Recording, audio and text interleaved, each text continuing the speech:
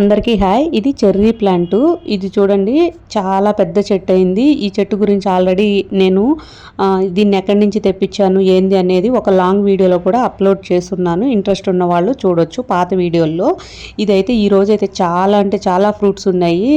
ఈ చెట్టు కాడికి వచ్చినప్పుడు కూడా చాలా హ్యాపీగా అనిపిస్తుంది. చాలా పెద్దగా ఉంటుంది కాబట్టి చాలా ఫ్రూట్స్ ఉన్నాయి. అంటే మామూలుగా పల్లెటూర్లు అంటే ఓకే, సిటీలలో ఇట్లాగా చెట్లు అంటే చాలా హ్యాపీగా అనిపిస్తుంది కదా. మార్నింగ్ లేసి వచ్చి చూడంగానే ఇన్ని ఫ్రూట్స్ ఉంటాయి. అయితే ఈరోజు అయితే నేను ఈ ఫ్రూట్స్ అన్నీ కోసేసి జ్యూస్ చేశాను.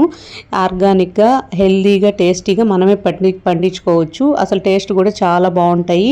ఎందుకంటే ఓన్లీ మనం కిచెన్ వేస్టేజ్ వీటితోనే పండిస్తాం కాబట్టి ఆర్గానిక్గా. మనం బయట కొనాలన్నా కూడా ఇవి కాస్ట్ కూడా ఎక్కువ ఉంటాయి. చిన్న చిన్న బాక్సులలో పెట్టి చాలా రేట్ అమ్ముతుంటారు. ఇట్లా మనం అయితే ఈజీగా పెంచుకోవచ్చు. నేనైతే ఎరువు కూడా చాలా తక్కువగానే ఇస్తాను.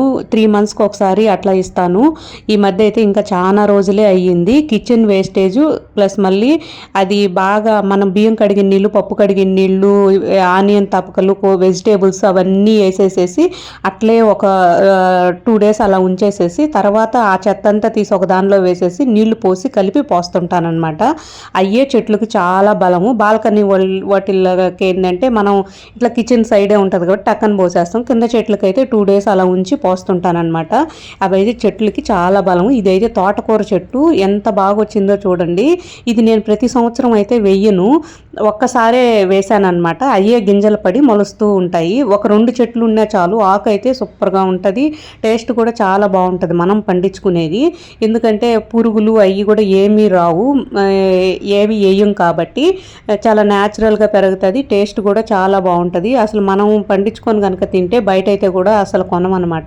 ఇంత ఆకునింది ఈరోజు. నేనైతే కిందకు పోగానే ఆ ఫ్రూట్స్ ఉంటే కోసుకొచ్చి జ్యూస్ చేశాను. ఇదైతే తోటకూర పప్పు చేశాను.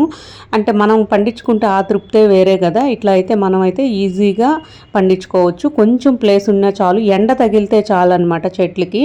అంతేను. మనం ఊరికి పోయేటప్పుడు అట్లాంటప్పుడు అయితే నేను ఏం చేస్తానంటే చెట్లు బాల్కనీలో ఉండేటి కింద పెట్టేస్తాను. వాచ్మెన్ తాతకు చెప్తే నీళ్ళు పోస్తాడనమాట. మన ఛానల్లో వంటల గురించి, హెల్దీ రెసిపీస్, చెట్లు గురించి షార్ట్స్కి అయితే ముగ్గులు అప్లోడ్ చేస్తుంటాను. నచ్చిన వాళ్ళు please like, share, subscribe. Okay, thank you.